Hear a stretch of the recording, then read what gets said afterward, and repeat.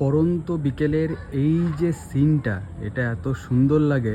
এইদিকে সূর্য অস্ত যাচ্ছে, এইদিকে ছেলেরা খেলা করছে, আর আমি এইমাত্র জাস্ট ছাদে এলাম, কারণ যা গরম। আমি সকালবেলায় কোথাও বেরোইনি, কোথাও ব্লগ করতেও যাইনি, কিছুই করিনি। সারাদিন খাই ল্যাদ খাচ্ছিলাম। ল্যাদ খেয়ে খেয়ে খেয়ে খেয়ে এইমাত্র উঠলাম, চান টান করলাম, খাওয়া দাওয়া তো করেছিলাম, দিয়ে খেয়ে দিয়ে আবার ঘুমিয়ে গেছিলাম।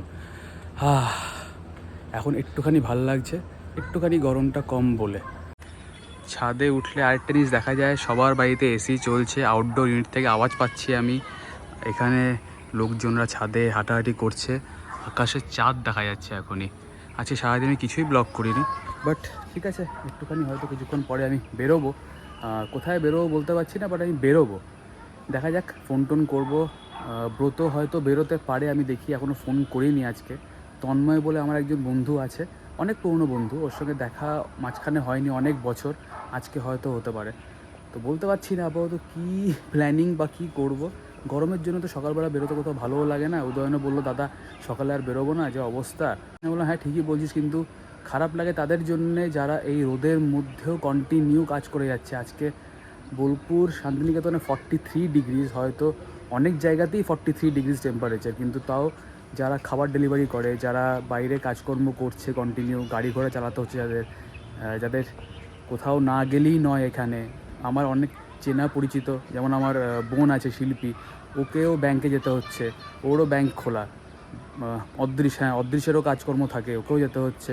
খারাপ লাগে, মানে প্রচণ্ড কষ্ট এই রোদে কাজকর্ম করা। সবাইকে আমার তরফ থেকে হ্যাটস অফ। সবাই কিন্তু ভালো থেকো, স্টে হাইড্রেটেড। একটা কথাই বলবো, জল খেয়েও বেশি করে, আর নিজের খেয়াল রেখো। তখন দেখি কী করবো, আপাতত কাপড় জামাগুলো নিয়ে নিচে যাই, বাকি কথা পরে হচ্ছে। সামনের বাড়ির ছাদে দেখলাম বাচ্চারা খেলা করছে। আস্তে আস্তে তো খেলার জায়গাই কমে যাচ্ছে, মাঠ ঘাট কোথায় চলে যাচ্ছে, গাছপালা কেটে দেওয়া হচ্ছে, চারিদিকে বাড়িঘর হচ্ছে, আর আমরা হাউতাশ করছি, গরম পড়ছে গরম পড়ছে, কী আর বলবো। যাই হোক, বাইক নিয়ে বেরিয়ে পড়লাম, যাব হচ্ছে কি উত্তরনারায়ণপুর। ওখানেই তন্ময় আছে, ব্রত আছে, ওরাই ফোন করেছিল।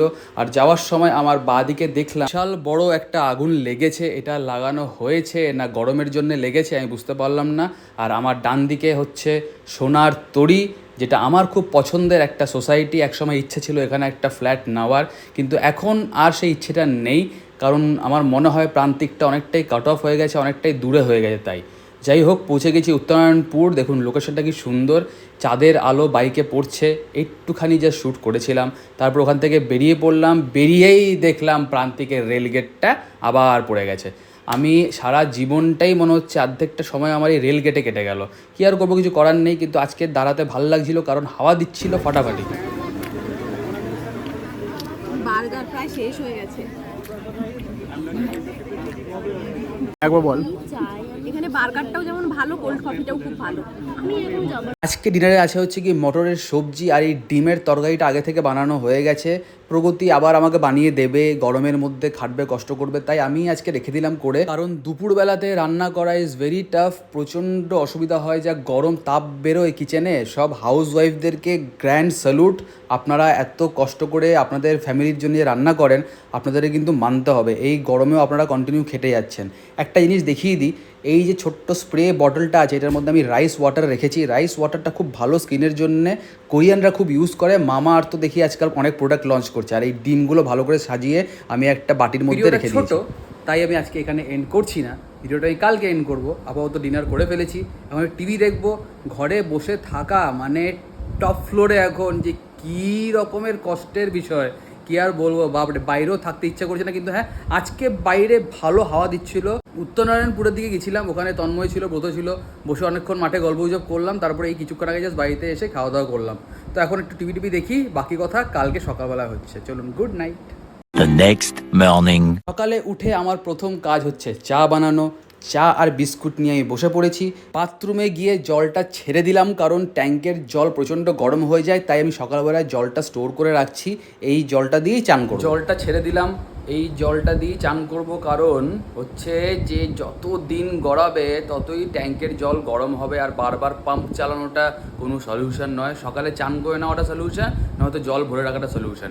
আর আমার যে কলগুলো আছে না, কেমন জলের দাগ পড়েছে দেখলাম, বেসিনটা আর কলগুলোকে একটুখানি পরিষ্কার করবো, ওই হারপিক দিয়ে রাখবো একটুখানি কিছুক্ষণের জন্য, তারপরে ভালো করে ঘষলে জিনিসটা পরিষ্কার হয়ে যাবে। আশা করছি পরিষ্কার হয়ে যাবে, কারণ এটা আমার মা করতো, মা আমাকে বলেছিল। আর সিঙ্কের মধ্যে আমি দেখেছি টমেটো দিয়ে ঘষলে বা টমেটো সস দিয়ে ঘষলে সিঙ্কটা পরিষ্কার হয়ে যায়, মানে যেটা কিচেন সিঙ্ক থাকে আর কি। টমেটো কেচাপটা খুব ভালো কাজ করে। তো চলুন আজকে ব্লগটা এখানেই এন্ড করছি। যদি কিছু ভালো লাগে থাকে, like share comment and follow Bulbul talkies. বেশি বেশি শেয়ার করতে, ফলো করতে, লাইক করতে, কমেন্ট করে জানাতে কেমন লাগছে। সবাইকে হ্যাপি সানডে, টাটা।